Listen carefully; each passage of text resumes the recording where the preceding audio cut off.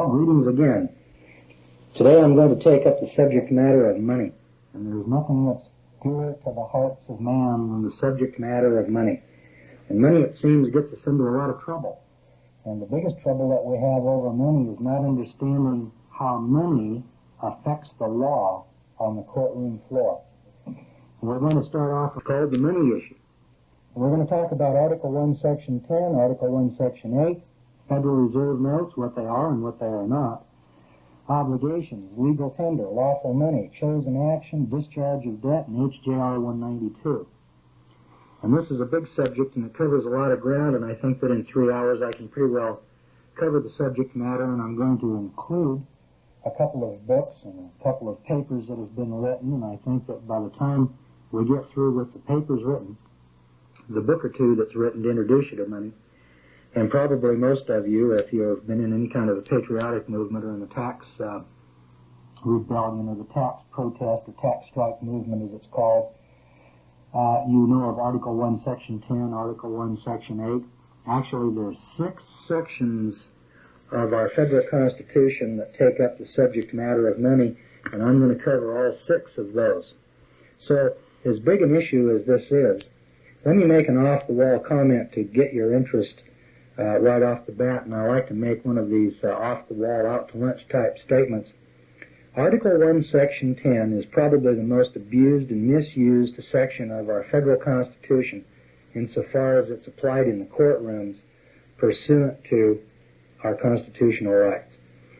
There have been about 15 or 20 cases decided by the federal courts and about 6 or 8 cases decided in the state courts nationwide in the last 15 years, or I'd say, well, since about 15, 20 years. And all of the cases have gone against the tax protesters and tax strikers because they're frivolous, without foundation, they're specious, they have no merit, and the courts have universally thrown them out. Here in Idaho, which is also known by one of our lower court judges here, a heck of a nice fellow, he called this judicial Siberia, and that while he could agree with us on our issue of Article 1, Section 10, the last thing he was going to do is to rule in our favor on Article 1, Section 10, because for a lower court judge to do such a thing would be tantamount to judicial suicide. It has to be decided by the federal Supreme Court. And a little later on, I'm going to read some of the more salient comments written by a man who is a professor of law and who wrote a book to the Gold Commission. And once we get that book, then I start reading some of these quotations to you and some of those cases that have been cited, I think that I can substantiate my position and show you how to use Article 1, Section 10 in the courtroom. But it's going to be used very sparingly. Article 1, Section 10 is that constitutional issue, and it reads something like this. And I'm going to introduce a very unique book here. It's called Miracle on Main Street. Probably many of you or most of you have read it already. If you haven't read it yet, it's a must, and you've got to read it to get a basic understanding of the book. And I'll cover that in just a moment. But here in Article 1, Section 10 on page 17 of our little Constitution book, we read, "No state shall enter into any treaty, alliance, or confederation, grant letters of marque or reprisal, coin money, emit bills of credit, or make anything," and right after that credit, you'll notice that semicolon there, "make anything but gold and silver coin a tender in payment of debts." I can stop there. It goes on to say, that's also a semicolon, so there's an entire clause, and it's 17 words, as I recall, from Miracle on Main Street.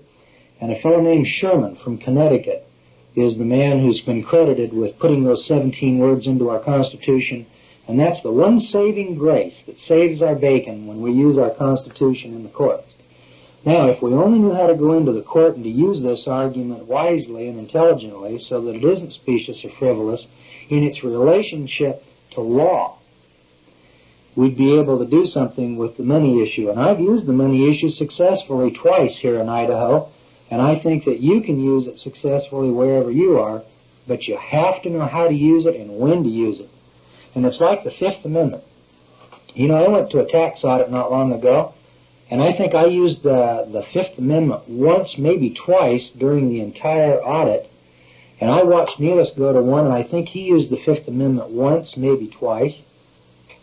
And my recommendation has been never use the Fifth Amendment unless or until you have to. Because that Fifth Amendment is applicable only, now get this, only when you're in fear of criminal prosecution. But most patriots are using the Fifth Amendment for anything they don't want to answer. You know, if I don't want to tell you my name, I'll take the Fifth Amendment. If I don't want to tell you my address, I'll take the Fifth Amendment. And the Supreme Court's ruled on that so many times that it's just really a specious argument. It looks like it's within the scope and the bounds of law, but it really isn't. Now, that Fifth Amendment has to be used sparingly, and so does Article 1, Section 10. It needs to be used where it's needed, but when it isn't needed and isn't called for, it becomes specious, and it becomes suspect, because everyone is claiming, well, I can't pay my taxes because I don't have any money, and I can't pay this fine or I can't pay this fee because I don't have any money. And they don't understand that the word tender and lawful money are not synonymous terms. And they don't understand the Supreme Court's decisions in such cases like Knox versus Lee and Juilliard versus Greenman and a number of other cases called the legal tender cases. And if I can in this lesson, I'm going to go through those also. So suffice it to say at this moment in time in this lesson that Article 1, Section 10 is the law of the land and it's constitutional and you need to use it, but you don't want to use it when you don't have a good, solid foundation to plant it upon. Okay, now there's the first item. Now, the next thing is, this is called Miracle on Main Street. It's written by a fellow down in Tennessee. See if I can remember his name. It slips my mind now. Let's see if we can find out. F. Tupper Saucy, called Miracle on Main Street. This is a primer. This is where I would suggest that every novice, every citizen in America needs to read this book. But if you go into the courtroom with this book and the information that's in it, you will end up exactly where the other 15 people who have already argued the money issue in the lower courts and lost. If you use this book in the courtroom, you will lose. I'll guarantee it. You'll never win in the courtroom with F. Tupper Saucy's book. Now, in case Mr. Saucy is looking at this tape, I also want to say this is also the best book that's been written, starting out with the layman, with the housewife, with the mechanic, with the farmer. You have to start somewhere. And this is the book to start with. Never seen anything as well written as this book. And he's gone back into history and he's really done his homework and he's done a marvelous job. The problem is that Mr. Saucy either at this moment in time when he wrote this book, didn't understand its application in the courts. Because, remember, the courts are another ballgame. The courts have their own system and their own interpretation.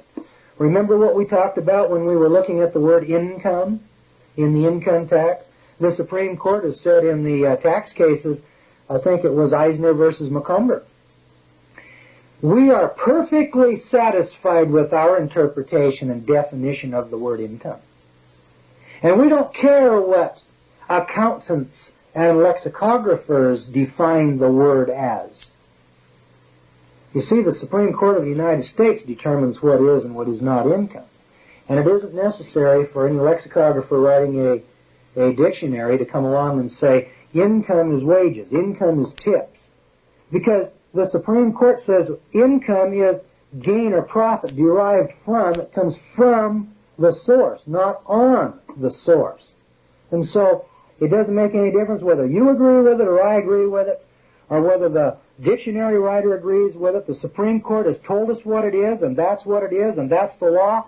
And until it's changed by constitutional amendment, or until those 9 men in Washington change the definition of income, income is not tips, it is not wages, and it is not first-time commissions. And I don't care what all the accountants with the IRS and every IRS agent says it is, that isn't what it is.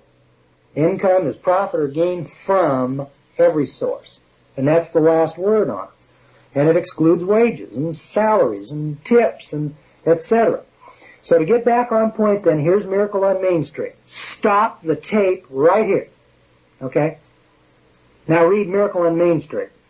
When you've got Miracle on Main Street under your belt, and we're going to include a copy of this with this lesson at this moment in time, then we can go on and start talking about the money issue and Article 1, Section 10, and how it's going to apply to you in the courtroom. Pause. Now you've read the book. Now, I'm going to go ahead and I'm going to talk about money as if you knew something about the subject of money. At least you've got the beginning of money. And now you've gotten it from Saucy. Let's take a look then at what happened to money in the United States of America beginning on, I believe it was June 5th, 1933. This is where the common law in the United States of America was buried. And the reason that it was buried is because the substance which backs the common law, the substance of the common law, which is gold and silver, was taken away. We began at this juncture of time on June 5th, 1933 with HJR 192, which is called a joint resolution. It isn't even law. The House and the Senate just got together and said, hey, fellas, let's have a resolution. And so they had a resolution. Then they went out and claimed, all you people out there need to take your gold and silver into the banks because we've got this emergency, and all the people were happy to do that, and they went down and gave their substance, their property, their absolute allodial fee simple ownership in property, and they gave it to the bank. So the property then, that's the gold and silver, ownership and title to the gold and silver, which is your labor, which is the land, gave it to the bankers. Free and clear and of their own free will and volition. I've seen movie tone newsreels where people were lined up for blocks, just happy to turn in their gold. What did they get for their gold? They got little pieces of paper, which were mere evidences of, or chose as an action, an evidence of a debt. So they gave $5 silver to the bank, or they gave a gold eagle, and they got a $10 note, and the $10 note said, this is redeemable in silver, no longer in gold. It's redeemable now in silver at any Federal Reserve Bank. Then about 1964, they took that away from us, and now you've got Federal Reserve notes, which are evidences of debt. They're not evidences of wealth. A Federal Reserve note evidences that the Federal Reserve owes you something. They owe you $1. And you probably don't even know what $1 is. I think Saucy covers that issue when we get into the Gold Commission report, which is the law. I'll show you how to take it into the courtroom and argue it. But here you've lost your substance. This is what happens to you when you take your paycheck down to the bank, and this is why you're subject then to the income tax. Here's your check, $150. There's your pay for the week. You own it in allodial fee simple. Your labor has been converted to a chosen action.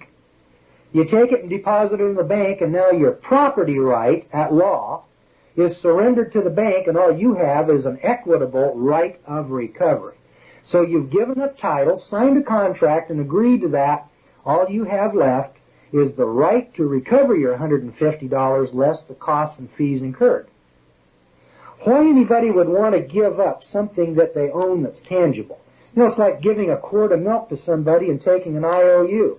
Can you eat the IOU? You could drink the milk, but you can't eat the IOU. And so confidence then is what we have in Federal Reserve notes. It's a big confidence game. And the confidence game began with HJR 192. Listen to how the confidence game began. Whereas, this is a House Joint Resolution number 192, June 5, 1933, Joint Resolution to assure uniform value to the coins and currencies of the United States. Gosh, doesn't that sound magnanimous and altruistic? We've just got nothing but your best interest at heart. Just turn in all of your goods and let me give you an IOU. How would you like me to come along and say, look, why don't you give me all of your furniture and your house and everything that you own, and let me give you this IOU because I'm a government and I'm a nice guy and I've got nothing but, I want to assure uniform value to your houses and all of your properties in these United States. And I'm just doing this for your good and your benefit because I'm a nice guy. Don't you think that would be insane? And here's what we did in 1935. Whereas the holding of or dealing in gold affect the public interest and are therefore subject to proper regulation and restriction. Your gold and silver is the subject of proper regulation and restriction only if you're a corporation. Well, certainly the government can control the banks. What about the individuals? See what happened to Hale versus Hinkle? Here's your House and Senate assuming that we're just going to put all you people into a corporate capacity. We're going to put all you people and all of your goods and services on the good ship Idaho and put you out on the seas and float you in a sea of equity, and we're going to regulate and control you in admiralty jurisdiction. And that's right, boy, that gold affected a public interest. You can bet that. And whereas the existing emergency has disclosed that provisions of obligations which purport to give the obligee a right to require payment in gold or a particular kind of coin or currency of the United States, or in an amount in money of the United States measured thereby, obstruct the power of the Congress to regulate the value of the money of the United States, and are inconsistent with the declared policy of the Congress to maintain at all times the equal power of every dollar coined or issued by the United States in the markets and in the payment of debts now, therefore be it resolved by the Senate and House of Representatives of the United States of America and Congress assembled that A, every provision contained in or made with respect to any obligation which purports to give the obligee a right to require payment. Now that's me. I own the contract. You owe me money. I'm demanding that you pay me in gold or silver. Here's Lane County versus Oregon. To give the obligee a right to require payment in gold or a particular kind of coin or currency or in an amount in money of the United States measured thereby is declared to be against public policy. Not against the law, it's against public policy. We're not even talking about law here. And no such provision shall be contained in or made with respect to any obligation hereafter incurred. Every obligation heretofore or hereafter incurred, whether or not any such provision is contained therein or made with respect thereto, shall be discharged, not paid, friend. It shall be discharged upon payment, dollar for dollar, in any coin or currency, which at the time of payment is legal tender, not lawful money, but legal tender, for public or private debts. Now, the reason I emphasize those words, legal tender, lawful money, public policy, obligee, declared to be against public policy, not against public law. This is public law, by the way, now under Title 31, but not when they were stealing your gold and silver. Or I shouldn't say they stole it, because that's the wrong euphemism. No, they didn't steal it. They just went out and asked you to hand it in, and you people just went out there and passed all your substance over to the bankers.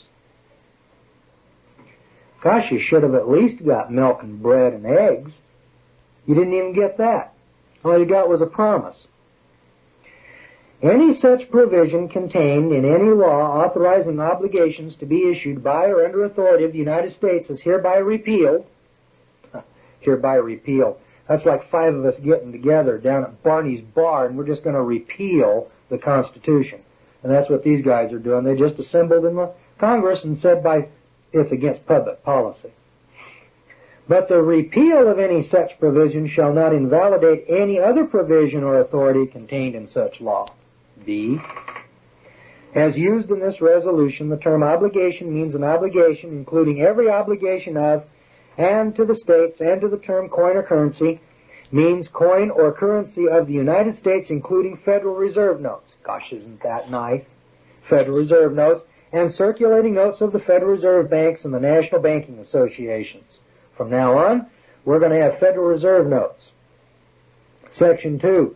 The last sentence of paragraph 1 of subsection B of section 43 of the Act entitled, An Act to Relieve the Existing National Economic Emergency by Increasing Agricultural Purchasing Power to Raise Revenue for Extraordinary Expenses Incurred by reason of such emergency, to provide emergency relief with respect to agricultural indebtedness, to provide for the orderly liquidation of joint stock land banks, and for other purposes approved May 12, 1933, is amended to read as follows.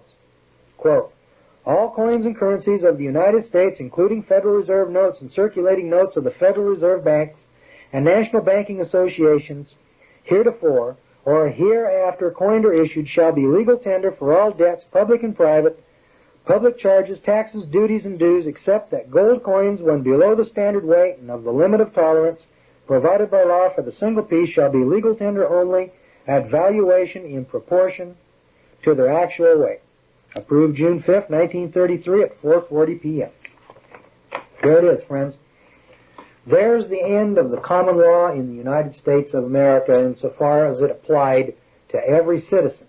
From this point on, then, the common law could only apply to the belligerent claimant in person who knew and understood his rights and who can claim them in equity jurisdictions and demand his constitutional right to pay his debts at law and to refuse to discharge his debt in equity. What it really boils down to is this. Here's this private corporation called the Federal Reserve System, and they issued some promissory notes and took your common law right away from you. Now, when they took your common law rights away from you, which was gold and silver, which was convertible by labor to land, now you can no longer buy anything. You cannot pay with debt. You can't pay me with a debt. A note is a debt. Wealth is something. Let me illustrate this. Here's Saucy's book, cost $5. Okay? Here's legal quotations. It costs $10. Gosh, they're about the same size. In fact, Saucy's book even looks better. Mine's kind of dog-eared and ragged. Now watch what happens. I come to you and I say, you know, that legal quotations book you've got looks important to me and I want to buy it from you. What do you want? Now we're making a deal. We're making a contract. You're an individual and I'm an individual and we're going to make a contract. How much do you want for it? And you say, well, I'll tell you what. I haven't read Miracle on Main Street, but I've read legal quotations. Legal quotations is worth 10 pounds of wheat. But Miracle on Main Street is only worth 5 pounds of wheat. But I'll tell you what. I'll trade you straight across. Okay? Here's your trade. Is my book, Miracle on Main Street, paid for? Is your book, Legal Quotations, paid for? Do you own that thing now in fee simple? You bet. You gave me your property, and I gave you my property. You own this one, I own this one. Our right to contract is unlimited. Now let's try something new. You've got Miracle on Main Street. I come along and I say, hey, I want that Miracle on Main Street. I'll tell you what I'm going to do. I'm going to tender to you an offer. I'll give you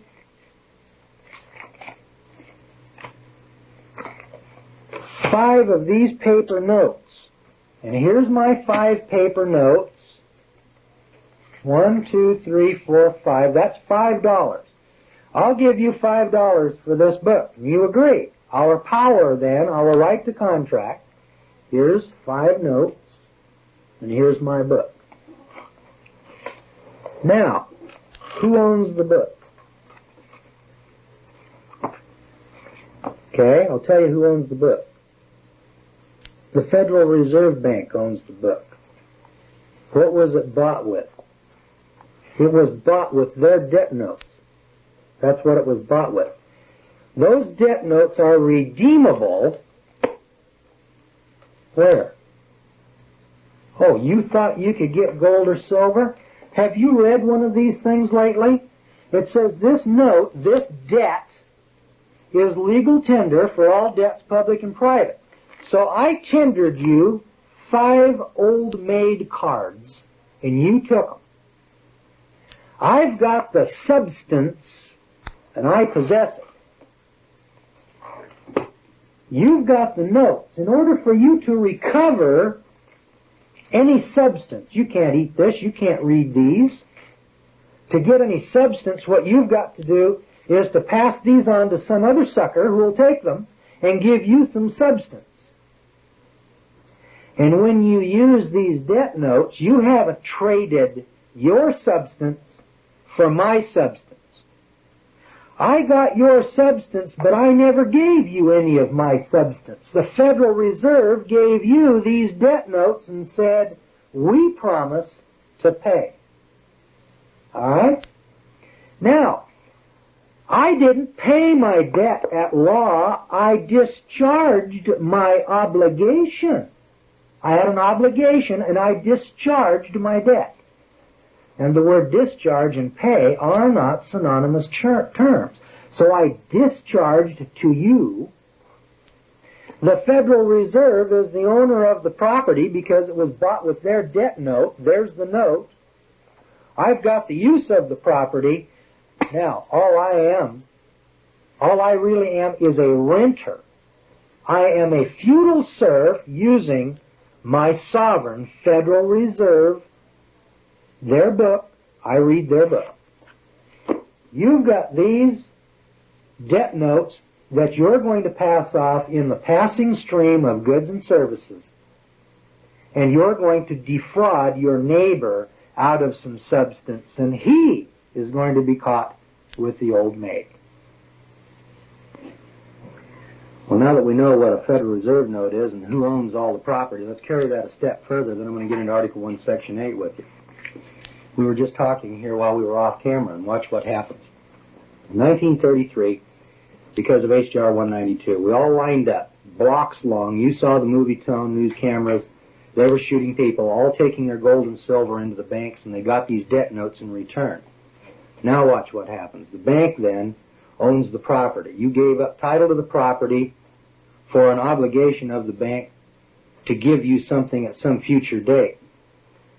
I don't know how we're going to get back on the gold standard, because one of the fellows just brought up the subject that, well, let's suppose you go out and you dig out some gold and silver. Well, what do you do with it? Don't you sell it to the guy, somebody, for Federal Reserve notes? Then who owns the gold and silver? Federal Reserve buys it all. Now, I was talking to a fellow not long ago who's got he thinks he's got a tremendous amount of gold. The way this fellow suggested to me is that we make medallions and then we buy, sell, and trade with gold or silver. Theoretically, if you wanted to get out of the system, it's very easy to do. Now, let's just theorize here for a moment. I know most of you aren't going to do this, but we certainly could. Let's suppose that you went out and you dug gold out of the ground, and there you got little buckets and piles of sand, and it's gold sand, gold dust. All right. So you offer that to me, and I give you this book, and you offer it to the guy in the restaurant. There's a fellow here in Boise. He pays 40 cents for a haircut. He goes out to his barber. He gives him 4 dimes every month, and the barber cuts his hair. Now, there's a man who is not tendering his obligation to the barber. The barber performs a service, and the man gives him substance right then and there on the spot. So he's not in debt. Now, you can see that theoretically, we the people, if we want to be free, we're going to have to leave Egypt. And I kind of kid people about this all the time, because that story of those 3 million people leaving Egypt is a real interesting story, because here you've got God who's trying to free 3 million slaves, another Abraham Lincoln, if you will. I'm going to free these slaves. And he hauls them out in the desert, and all they do is moan and complain the whole time they're out there. And all they wanted to do was to go back into slavery. And not long ago, we went up here and talked to a group of people, one of these organized political parties, and there's about 25, 30 people there. Just give you a little idea here. And we started telling those people what we're doing and why we're doing it and why we want to be free and how we freed ourselves from the system and how we're continually attempting to free ourselves from the system. And this one fellow looked over and he said, well, if we were to follow your advice, we'd have to drop out of the system. Yeah, that's right. You've got to leave Egypt. You've got to go out in the desert and eat manna. And you've got to suffer all of the trials and tribulations out there of being a free man. You've got to be responsible for your own actions. Then these Israelites, they got over to the Jordan River, and Moses had fouled up along the way, and God took him up on top of the mountain and said, I'm going to kill you right here. You can't go over the mountain. But before they went in there, they sent 12 spies into the land. Remember that story? And these 12 spies went into the land, and they came back, and 10 of them had a bad report. They said, why, these Anakims, why, they're just huge, monstrous men, and there's just thousands of them out there. Why, we can never conquer that land. Why, that's impossible.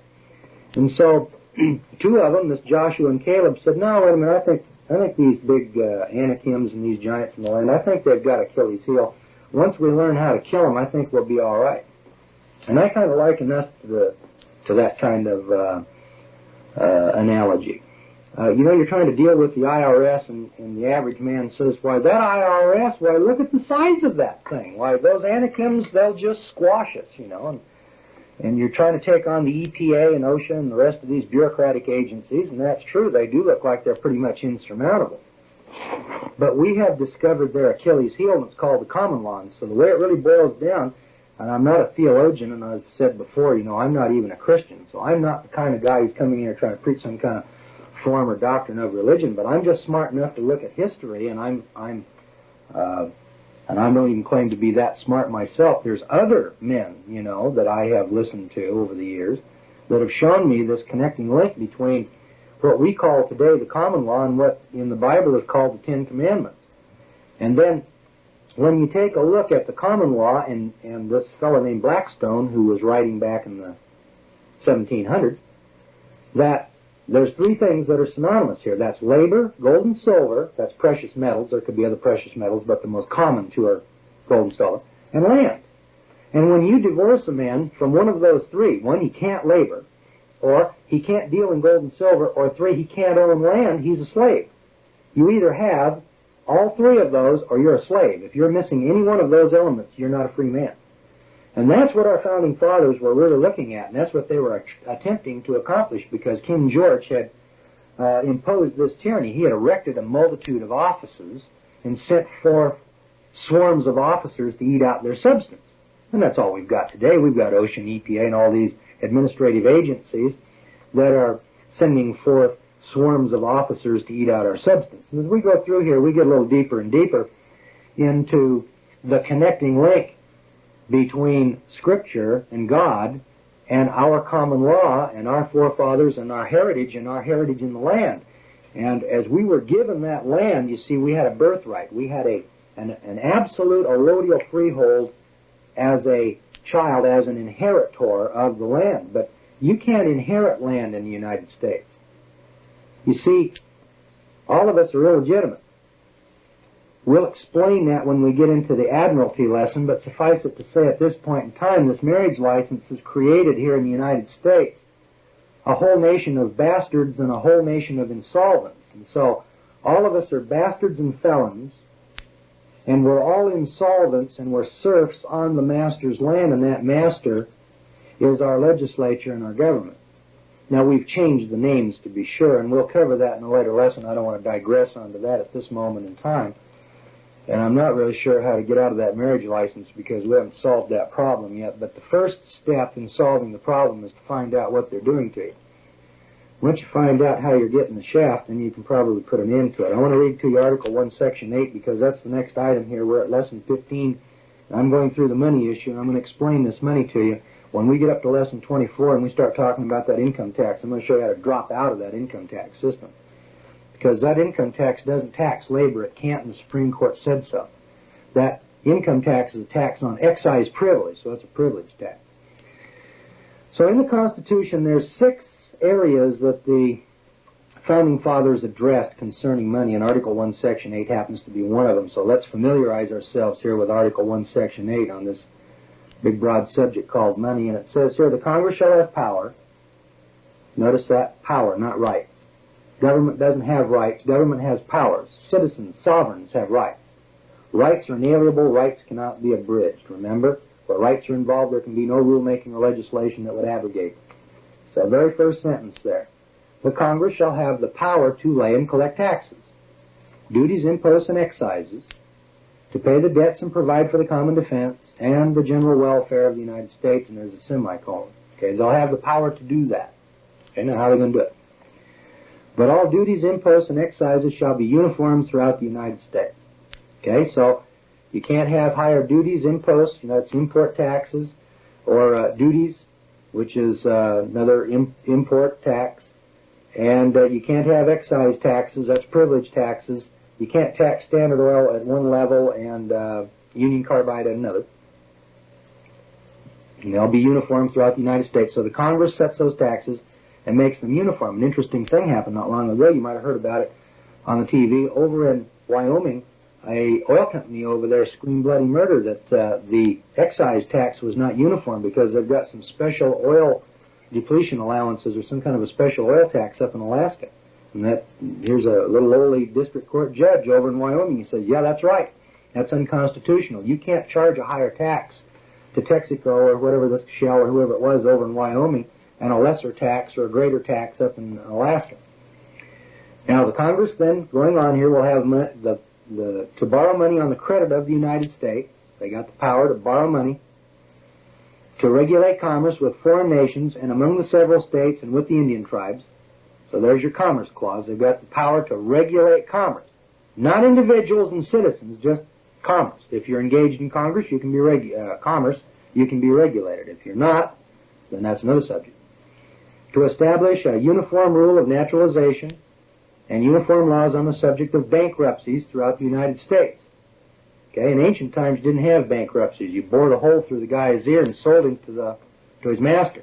And then he worked it off. And you can check that out in Scripture. You can use a concordance and you can find out how this bankruptcy and servitude used to work in Old Testament times. Because it was in force and effect until 1862 in this country. In fact, you can go back to the Commonwealth of Massachusetts and you can get the penalties for murder, rape, robbery, pillage. Comes right out of Exodus 20.